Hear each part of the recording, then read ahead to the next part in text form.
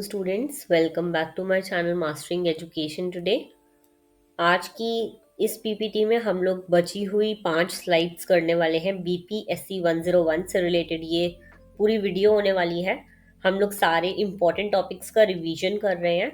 इसका पार्ट 1 मैं already post कर चुकी हूँ, जिसका लिंक मैं नीचे कमेंट सेक्शन में पिन कर दूंगी कमेंट में। तो ये सारी स्लाइड्स हम डिस्कस कर चुके हैं। इसमें जो भी बात हुई है सारी चीज़ें हमने डिटेल में डिस्कस करी हैं, सब समझी हैं। अब हम स्टार्ट करेंगे स्लाइड नंबर 6 से, दैट इज कंजर्वेटिज्म।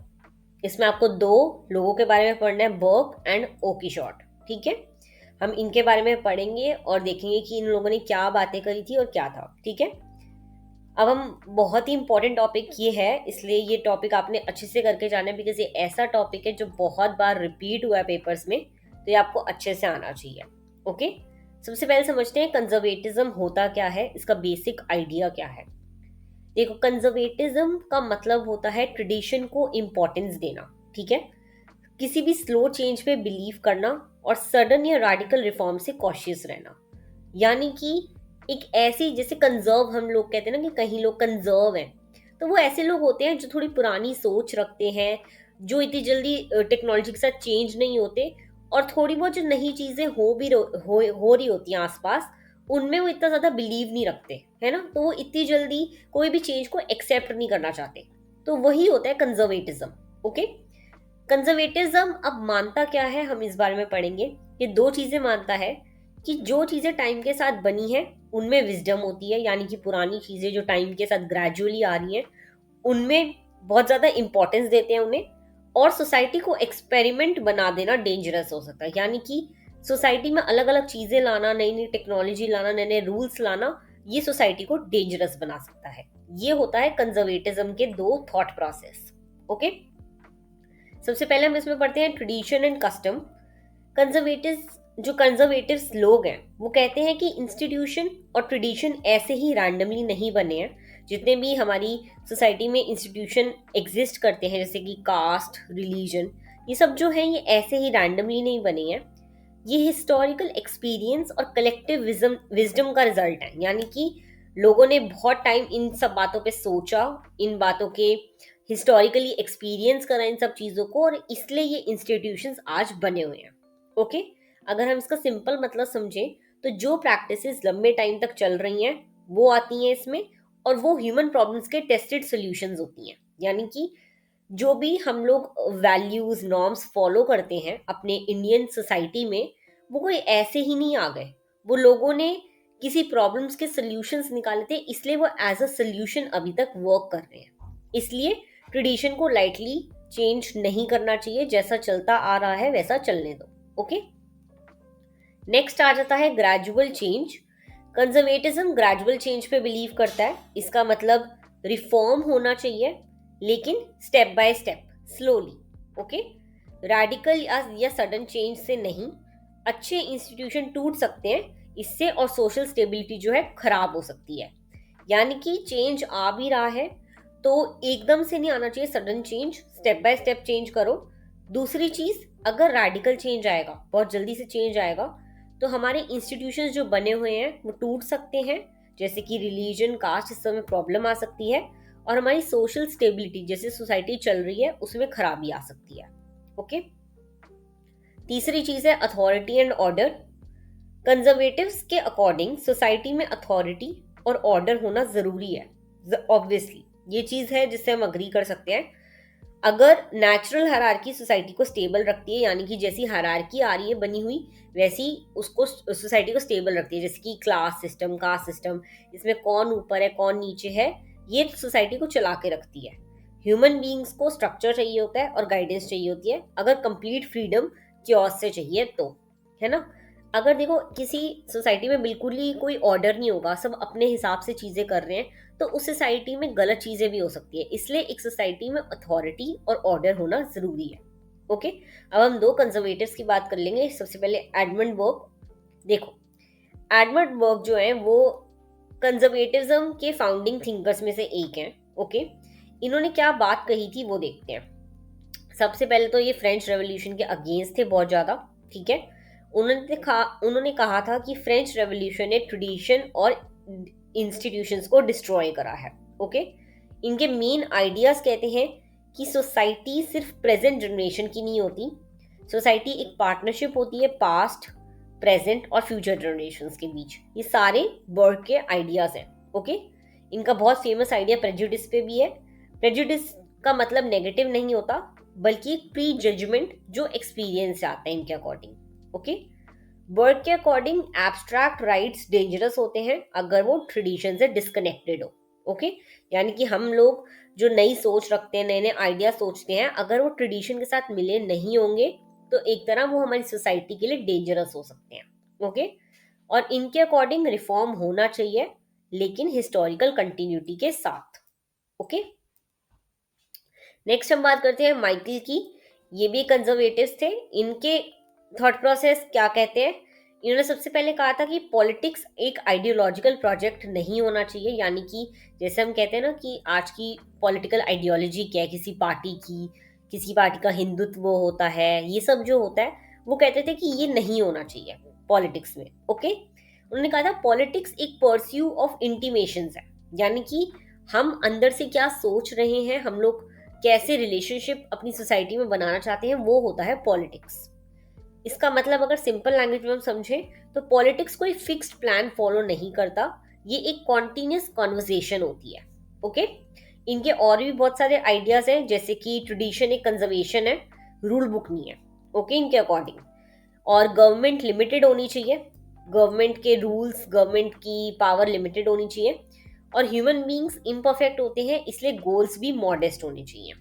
ये सारे माइकल के आइडियाज थे। अब इनको क्रिटिसिज्म भी मिला था बहुत ज्यादा। इनको कहा क्या गया था, एक तो कंजर्वेटिज्म पे क्रिटिसिज्म ये है कि ये एग्जिस्टिंग इनइक्वालिटीज को जस्टिफाई कर सकता है, यानी कि जैसे कि हमने बात करी थी ट्रेडिशन अथॉरिटी में क्लास इनइक्वालिटी, कास्ट इनइक्वालिटी को जस्टिफाई कर रहा है। जो नेसेसरी सोशल रिफॉर्म है, जो सोशल चेंज हमें चाहिए, ये उसको डिले करता है। और तीसरा, ये मार्जिनलाइज्ड ग्रुप्स को कंप्लीटली इग्नोर करता है। ठीक है, ये इसके क्रिटिसिज्म्स हो गए। ये बहुत इंपॉर्टेंट टॉपिक है, बहुत ऑफन रिपीट होता है, ये आपको अच्छे से आना चाहिए। ओके, नेक्स्ट हम मूव करते हैं 7th स्लाइड पे। ये भी एक्सट्रीमली हाई फ्रीक्वेंसी है इसकी। ये Marxism and the state by Ralph Miliband. Okay, देखो ये टॉपिक बहुत ही बार आता है पेपर में, तो तुम्हें बहुत अच्छे से समझना है। ओके, देखो classical Marxist view of the state क्या कहता है। मार्क्सिज्म के अकॉर्डिंग, कार्ल मार्क्स जो थे उनका मार्क्सिस्ट व्यू है ये, उनके अकॉर्डिंग स्टेट न्यूट्रल नहीं होती। ओके, यानी कि एक स्टेट में जो भी पार्टी है, रूलिंग पार्टी, वो कभी भी न्यूट्रल नहीं होती, अनबायस्ड नहीं होती, वो हमेशा बायस्ड होती है। किसके खिलाफ? हमेशा एलीट क्लास को प्रेफर करती है वो। ठीक है, जो भी क्लास के पास पैसा है, जो उनके इंटरेस्ट को सर्व कर रहे हैं, वो उनका ही ध्यान रखेगी और उन्हीं के अकॉर्डिंग जो है चीजें, डिसीजंस लेगी या लॉज निकालेगी। ऐसा कहा था मार्क्सिज्म ने। ओके, मार्क्स और एंगल्स, इन दोनों के जो मार्क्स हैं उन्होंने ये व्यू दिया था, और एंगल्स इनके एक तरह फॉलोअर माने जाते हैं। ओके, तो इन्होंने कहा था कि state is the executive committee of the bourgeoisie. ये बहुत इंपॉर्टेंट लाइन है, ये तुम्हें आनी चाहिए। State is the executive committee of the bourgeoisie, मतलब लॉज, पुलिस, कोर्ट्स, ये सब कैपिटलिज्म को प्रोटेक्ट करते हैं और वर्किंग क्लास को कंट्रोल करते हैं। कैपिटलिज्म क्या होता है? जब एक रिच क्लास है, एक पुअर क्लास है, रिच क्लास एक्सप्लॉइट कर रही है पुअर को, तो इन्होंने कहा था कि स्टेट जो है ना, वो सारी चीजें इनको प्रोटेक्ट करने के लिए करता है, और जो वर्किंग क्लास है, जो लोअर क्लास है, उसको कंट्रोल करने के लिए करता है। ओके, ये हो गया क्लासिकल मार्क्सिस्ट व्यू। नेक्स्ट है रैल्फ मिलीबैंड। इनकी थ्योरी है इंस्ट्रूमेंटलिस्ट थ्योरी। देखो इन्होंने ना अपनी book the state in capitalist society, very important, इनकी बुक का नाम पता होना चाहिए आपको, the state in capitalist society, इसमें एक्सप्लेन किया कि स्टेट कैसे कैपिटलिज्म को सपोर्ट करती है। ओके, इनका कहना था कि स्टेट कैपिटलिस्ट क्लास के कंट्रोल में होती है, यानी कि जिस क्लास के पास पैसा है, जिसके पास रिसोर्सेज है, उनके वो कंट्रोल कर रहे होते हैं एक स्टेट की गवर्नमेंट को। कैसे? क्योंकि स्टेट के टॉप पोजीशंस पे वही लोग होते हैं जो एलीट बैकग्राउंड से आते हैं। वेरी कॉमन, जितने भी मिनिस्टर्स वगैरह रूल भी कर रहे हैं अभी भी कंट्री में, जो भी है, वो लोग ऐसे ही तो नहीं बन गए ना सड़क से उठ के, नहीं, उनके पास पैसा था कि उन्होंने टिकट खरीदी इलेक्शंस की, सब कुछ, तभी वो सोसाइटी में रूल कर रहे हैं। ओके, अब कौन कौन से इंस्टीट्यूशंस की बात कर रहे हैं ये? गवर्नमेंट, जुडिशरी, मिलिट्री, ब्यूरोक्रेसी, ये सारे इंस्टीट्यूशंस में रैल्फ मिलीबैंड के अकॉर्डिंग ऐसे लोग हैं जो एलीट क्लास से बिलोंग करते हैं और यही हमारे स्टेट को चला रहे हैं। ठीक है, ये लोग same schools, same social circles और सेम कैपिटलिस्ट वैल्यू शेयर करते हैं इनके अकॉर्डिंग। ओके, अब मैकेनिज्म क्या है कैपिटलिस्ट कंट्रोल के, यानी कि कैसे कैसे कैपिटलिस्ट कंट्रोल करते हैं। कैपिटलिस्ट कंट्रोल के कुछ मेन तरीके होते हैं। एक तो एलीट रिक्रूटमेंट, यानी कि ऐसे लोग इकट्ठे करना जो सेम सोशल बैकग्राउंड से हो। ठीक है, लॉबिंग और कैंपेनिंग फाइनेंस, मीडिया और एजुकेशन के थ्रू आइडियोलॉजी अपनी एक्सप्लेन करते हैं, आगे बढ़ाते हैं, और स्टेट का कैपिटलिस्ट इन्वेस्टमेंट पे डिपेंड होना। ओके, ये सब कुछ तरीके हैं कैपिटलिस्ट क्लास के कंट्रोल करने की चीजें। ओके, अब इसमें कंट्रास्ट में आया था प्लूरलिस्ट व्यू, यानी कि इसके ऑपोजिट में कह सकते हैं हम। ओके, प्लूरलिस्ट व्यू के अकॉर्डिंग वो व्यू ये कहता है, प्लूरलिस्ट व्यू, कि स्टेट न्यूट्रल होती है, स्टेट किसी की साइड नहीं है। ठीक है, डिफरेंट जो ग्रुप्स होते हैं वो आपस में compete करते हैं, और इसमें सब इन्होंने कहा था प्लूरलिस्ट ने कि सबको डेमोक्रेसी मिली हुई है, सब इक्वल है, कोई भी स्टेट किसी की तरफ नहीं है, सिंपल। ओके, अब मिलीबैंड की थ्योरी को क्रिटिसाइज भी बहुत करा था। इनको क्रिटिसाइज किस बेसिस पे करा गया? सबसे पहले इनको कहा था कि ये स्टेट की ऑटोनॉमी को अंडर एस्टिमेट करते हैं, यानी कि स्टेट की पावर को जो है ये कुछ नहीं समझते। दूसरा, वेलफेयर स्टेट जैसे रिफॉर्म्स एक्सप्लेन नहीं कर पा रहे थे ये, और इनका ज्यादा फोकस इंडिविजुअल पे था, सिस्टम पे नहीं। ओके, ये हो गई मार्क्सिज्म एंड द स्टेट और रैल्फ मिलीबैंड की थ्योरी। ये आनी चाहिए पेपर में, इस पे भी क्वेश्चन आ सकता है अलग से, और इस पे भी क्वेश्चन आ सकता है। ओके, नेक्स्ट हम मूव करते हैं फेमिनिस्ट पॉलिटिकल थ्योरी पे। ये भी हर साल आती है, तो तुम्हें पता होनी चाहिए। देखो, अगर हम सिंपल लैंग्वेज में समझें तो फेमिनिस्ट पॉलिटिकल थ्योरी कहती है कि पॉलिटिक्स और स्टेट जो है वो मेल डोमिनेटेड रही है हमेशा से। दिखता भी है हमें, मोस्टली मिनिस्टर्स मेल हैं, इतना फीमेल रिप्रेजेंटेशन नहीं होता। तो फेमिनिस्ट पॉलिटिकल थ्योरी भी यही कहती है कि हमेशा से मेल डोमिनेटेड रही है पॉलिटिक्स, जेंडर पावर रिलेशंस को बहुत डीपली जो है अफेक्ट करते हैं। ठीक है, इनका ये कहना था। अभी कैसा चेंज हुआ वो देखेंगे। पहले आया first wave of feminism, 19th to earlier 20th century में आया था ये। इनका फोकस किस चीज पे था? इनका फोकस था एक तो लीगल इक्वालिटी पर, यानी कि वुमेन को लीगल इक्वालिटी मिले और वुमेन को भी वोटिंग राइट्स मिले, क्योंकि एक टाइम ऐसा था जब वुमेन को वोट करना अलाउड नहीं था। ओके, इसके की फिगर्स आपको पता होने चाहिए। एक तो मैरी वुलस्टोनक्राफ्ट, ठीक है, और सफ्रेजेट्स, ये सारे ऐसे लोग हैं जिन्होंने इसके अगेंस्ट बोला था कि ये सब मिलना चाहिए वुमेन को। ओके, अब इस क्लास के लिमिटेशंस क्या रहे? यहाँ पे लिमिटेशन ये था कि ये वाला जो फेमिनिज्म का वेव था ये सिर्फ लीगल राइट्स तक लिमिटेड रहा। ओके, फिर आया आपका second wave of feminism, that is 1960s to 1980s। इस वाले वेव में क्या था? इसका फेमस स्लोगन था द पर्सनल इज पॉलिटिकल। ये आपको पता होना चाहिए। Okay, the very famous quote. ठीक है, इसका मतलब है फैमिली, सेक्सुअलिटी और रिप्रोडक्शन ये सब पॉलिटिकल इश्यूज हैं, ये किसी का प्राइवेट अफेयर नहीं है, ये सबके पॉलिटिकल इश्यूज में काउंट होता है। ओके, इनका फोकस बेसिकली था एक तो वर्क प्लेस डिस्क्रिमिनेशन पे, रिप्रोडक्टिव राइट्स पे और डोमेस्टिक वायलेंस पे। ओके, फिर आया आपका थर्ड वेव ऑफ फेमिनिज्म, ये था 1990s से अभी तक का। इसमें देखो मेन आइडिया था इंटरसेक्शनैलिटी का, मतलब जेंडर अलोन नहीं होता, जेंडर को और चीज़ें फ्यूल करती हैं, जैसे कि रेस, क्लास, सेक्सुअलिटी, ये सब चीज़ें आपस में कनेक्टेड होती है और ये जेंडर को और पीछे कर देती है। ओके, तो थर्ड वेव ने कहा था कि एक सिंगल फेमिनिज्म नहीं होता, मल्टीपल फेमिनिज्म होते हैं, मल्टीपल व्यू पॉइंट्स होते हैं चीज़ों के। ओके, अब हम आ जाते हैं फेमिनिस्ट क्रिटिक ऑफ इंस्टीट्यूशन, कैसे कैसे क्रिटिक करा गया इंस्टीट्यूशंस को फेमिनिस्ट ने। एक तो स्टेट पैट्रियार्कल है, ये बोला था इन्होंने, ठीक है, और इन्होंने कहा था डेमोक्रेसी सिर्फ फॉर्मल इक्वालिटी देती है, यानी कि सिर्फ एक लॉ के सामने इक्वालिटी देती है, असलियत में लोग उस इक्वालिटी की इज्जत नहीं करते, सोसाइटी में ऐसा नहीं होता। दूसरा, वुमेन का रिप्रेजेंटेशन बहुत कम है, ये भी बोला था इन लोगों ने। ओके, अब हम बात करते हैं पोस्ट मॉडर्न पॉलिटिकल थ्योरी की। पोस्ट मॉडर्निज्म बेसिकली एनलाइटमेंट के आइडियाज को चैलेंज करता है, एनलाइटमेंट के आइडियाज क्या थे कि एक यूनिवर्सल ट्रूथ होता है, ऑब्जेक्टिव नॉलेज होती है, फैक्ट्स वगैरह इन पे बेस था। तो इन सबको चैलेंज करता है पोस्ट मॉडर्न पॉलिटिकल थ्योरी। ठीक है, इसके 3 मेन लोग हैं जो इसमें आते हैं, ये आपको पता होनी चाहिए। एक तो लियोटार्ड, बहुत इंपॉर्टेंट है। लियोटार्ड कहते हैं कि हमें ग्रैंड नैरेटिव्स पे बिलीव नहीं करना चाहिए, जो इतनी इतनी बड़ी बड़ी बातें हैं जैसे मार्क्सिज्म, लिबरलिज्म, इन सब ग्रैंड नैरेटिव्स पे हमें बिलीव नहीं करना चाहिए। हमें बिलीव करना चाहिए नॉलेज पे जो लोकली ट्रांसफर हो। ठीक है, कॉन्टेक्स्ट पे डिपेंडेंट हो, आप लोगों ने खुद एक्सपीरियंस करी हो उस चीज पर। ठीक है, दूसरा आता है मिशेल फूको।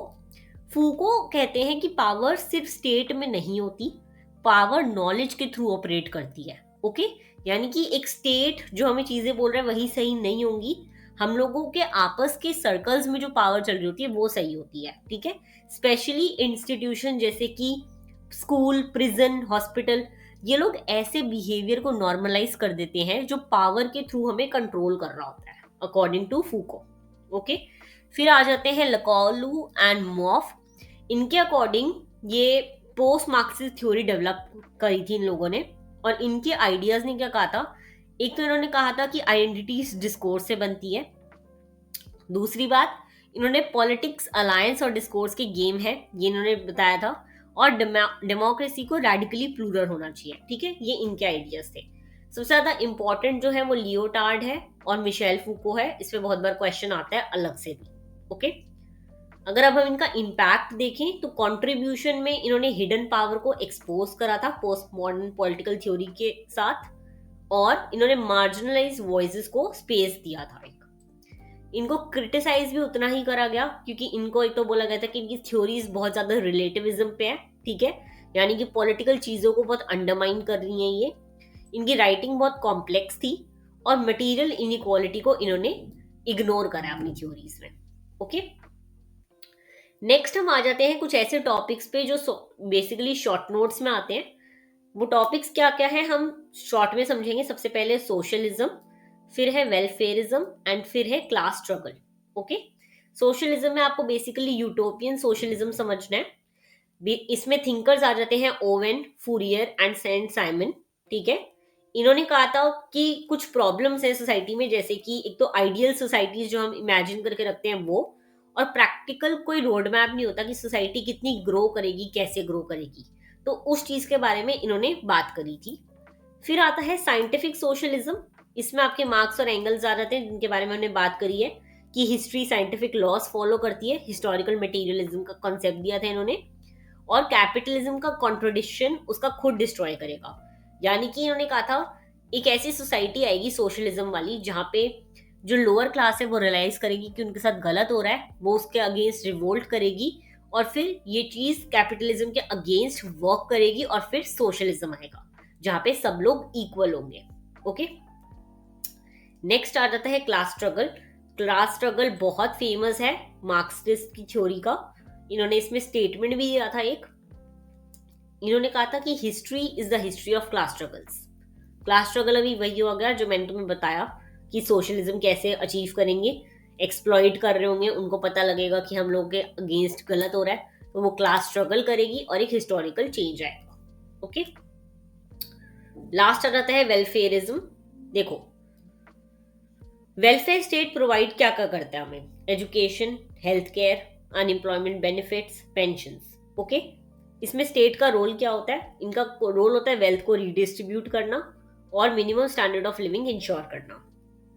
ठीक है, तो वेलफेयरिज्म एक तरह का कैपिटलिज्म और सोशलिज्म के बीच का एक मॉडल ऐसा है जो बीच का मॉडल आपका हो गया, यानी कि ना कैपिटलिस्ट सोसाइटी है ना सोशलिस्ट सोसाइटी है, ये कॉम्प्रोमाइज वाला मॉडल है। ओके, तो यहाँ पे हमने ना बेसिकली सारे इंपॉर्टेंट टॉपिक डिस्कस कर लिए हैं।